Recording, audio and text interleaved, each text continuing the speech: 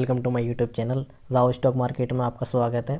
तो गाइस मैं आज आपको बताने वाला हूं how to find best stock. 3 tips कि आप कौन से स्टॉक में इन्वेस्ट करना पसंद करेंगे। बहुत इंपॉर्टेंट है ये 3 चीज़ जानना कंपनी के बारे में। किसी भी कंपनी में अगर आपको इन्वेस्ट करना है तो अगर आपने मेरे चैनल पर पहली बार विजिट किया है प्लीज़ चैनल को सब्सक्राइब करें और बेल आइकन को और नोटिफिकेशन को ऑल पर कर लें। तो हम चलते हैं, मैं आपको दिखाने जा रहा हूँ कंपनी को कैसे आप 3 चीज़ दे के कंपनी में इन्वेस्ट करना चाहिए या नहीं। तो मैं आपको दिखाने जा रहा हूँ, ये आ गया मैं ऐप पर और ये मेरी ऐप है जो मैं यूज़ करता हूँ, टिगर ऐप। तो मैंने रिलायंस इंडस्ट्रीज़ का चार्ट पैटर्न ओपन कर लिया है। तो मैं आपको रिलायंस इंडस्ट्रीज़ के बारे में बताने जा रहा हूँ कि इस कंपनी में इन्वेस्ट करना चाहिए या नहीं करना चाहिए, क्या चीज़ ज़रूरी है जो कंपनी में आपको इन्वेस्ट करना चाहिए। तो पहला तो चीज़ है आपको उसका चार्ट पैटर्न देखना चाहिए कि लॉन्ग टर्म में चार्ट पैटर्न कम से कम 5 ईयर्स में ये चेक करना चाहिए कंपनी के बारे में कि कंपनी ग्रोथ कर भी रही है या नहीं। तो इस कंपनी का आप देख सकते हैं तो चार्ट पैटर्न सीधा रॉकेट की तरह ऊपर भाग रहा था। ये कंपनी इस चीज़ से भी पता लग जाती है कि कंपनी बहुत ज़्यादा मजबूत है। जो रिटर्न दे रही है 180% का इस कंपनी ने रिटर्न भी दिया है, आप देख सकते हैं। ठीक है, 871 रुपये का इसका लो था और 2856 रुपये का इसने हाई मारा है। और कंपनी की दूसरी चीज़ है कंपनी के बारे में जानना, कंपनी का मार्केट कैप कितना है, वैल्यू कितनी है। तो आप देख सकते हैं इसका लार्ज कैप कंपनी है, 16,71,000 करोड़ रुपए की कंपनी है ये। आप देख सकते हैं, ये रहा, मैंने यहाँ मार्क भी किया है। तो बहुत बड़ी कंपनी है रिलायंस एनर्जी।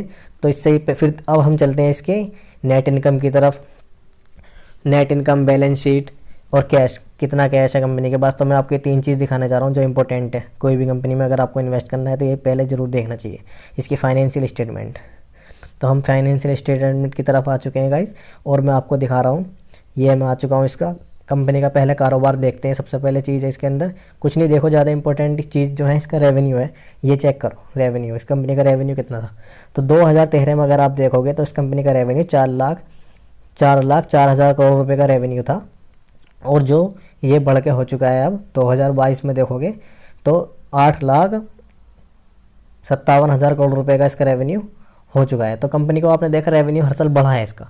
जितने भी साल देखेंगे तो साल में 2021 में 5 हुआ था, फिर 7 हो गया, फिर 8। तो हर साल इसका रेवेन्यू बढ़ रहा है, आप देख सकते हैं गाइस। और फिर इसके हम चलते हैं नेट इनकम की तरफ कि कंपनी प्रॉफिट में है या नहीं, हर साल कंपनी प्रॉफिट कमा रही है या नहीं कमा रही है, तभी तो आप इसमें इन्वेस्ट करेंगे। ऐसा तो नहीं है कि नेट इनकम घट रही है, रेवेन्यू बढ़ा। तो हमें इनकम भी जानना बहुत ज़रूरी है। तो अब इसकी इनकम की तरफ आ चुके हैं। तो देख सकते हैं 2013 में जो इसकी इनकम थी, नेट इनकम, वो थी 20,000 करोड़ रुपये। और जो ये फिर 2014 में 22,000 होगी, फिर 23,000 होगी हर साल। मतलब आप देख सकते हैं ये करोड़ में होती है, जो भी मैं आपको दिखा रहा हूँ फाइनेंशियल स्टेटमेंट करोड़ के अंदर आती है। ये सब जितनी भी चीज़ें आपको ये इसमें आ रही हैं, रेवेन्यू हो गया, नेट इनकम हो गई, ये सब। तो देखिए 2016 में हो गया 29,745 करोड़ और 2000 सीधा हम 22 की तरफ आते हैं। तो अब टोटल जो इनकम है हुई है कि 66,363 करोड़ रुपए इनकम है। तो हर साल आप देख सकते हैं कि इनकम इसकी बढ़ रही है। 2013 के मुकाबले में देखोगे तो 20,000 करोड़ रुपए थी जहां इसकी इनकम, और वो बढ़ के हो चुकी है अब 66,363 करोड़। तो कंपनी इनकम में है, प्रॉफिट में है। तो इससे कंपनी का पता लगता है कंपनी बहुत अच्छी है। और दूसरी तरफ हम इसकी बैलेंस शीट पे जाते हैं। बैलेंस शीट पे जाने के बाद अब इसका हम चेक करते हैं एसेट। कंपनी के पास एसेट होता है, जो कंपनी का जो सामान है, जो भी जितना भी मटेरियल होता है कि कंपनी के पास कितना मटेरियल पड़ा है, कितना है। तो ये भी जानना जरूरी, कंपनी का जो पर्सनल होता। तो इसका एसेट देखेंगे तो आप 2013 में जो एसेट था 3,62,000 करोड़ रुपए था, जो वो अब के मुकाबले में देखेंगे तो बढ़ के होगा 14,98,000 करोड़ रुपए इसका एसेट हो चुका है। ये आप देख सकते हैं 2022 तक।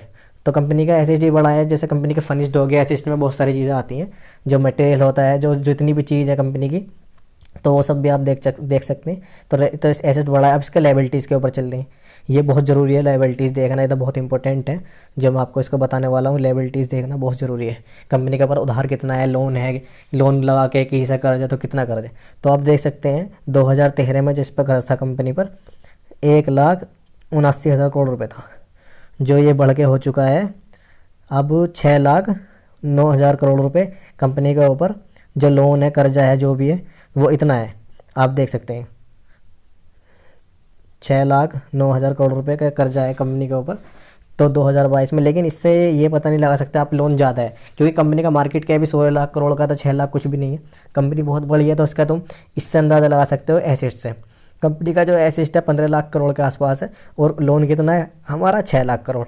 तो 50% से भी डाउन है बिल्कुल लोन, तो कंपनी के लोन ये इतना कुछ भी नहीं है, तो कम भर्ती होती रहती है, लेकिन कंपनी के पास एसेट ज़्यादा है, इनकम भी हो रही है कंपनी को, तो कर्जा ये कुछ भी नहीं है इसके लिए। 50% से डाउन अगर लायबिलिटीज़ होती हैं एसेट से, तो कंपनी अच्छी है, इससे ये पता लगता है।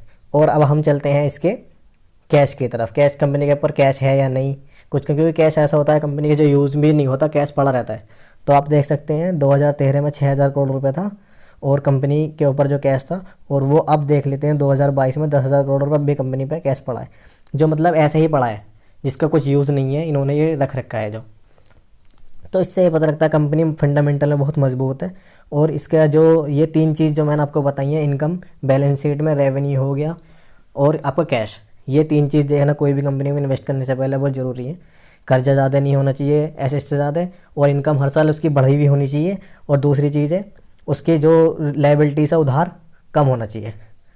तो ये चीज़ बहुत ज़रूरी है। इसका चार्ट पैटर्न देखेंगे तो आप देखो चार्ट पैटर्न भी 5 ईयर्स में कितना रॉकेट की तरह ऊपर भागा है। बताया कि देख इसके 3 चीज़ क्या थी, मैंने आपको वो बता दी है। फंडामेंटल्स में जाकर फाइनेंस स्टेटमेंट पे इनकम, रेवेन्यू, लायबिलिटीज़, ये सब देखना बहुत ज़रूरी होता है कंपनी में। ऐसा नहीं हो कि आप उस कंपनी में इन्वेस्ट करके फंस जाएँ, ठीक है। तो कोई भी कंपनी के बारे में ये 3 चीज़ देखना बहुत ज़रूरी होती हैं, तो मैंने ये आपको दिखाई है। और ऐसी ही वीडियो देखने के लिए मुझे मेरे चैनल को सब्सक्राइब करें।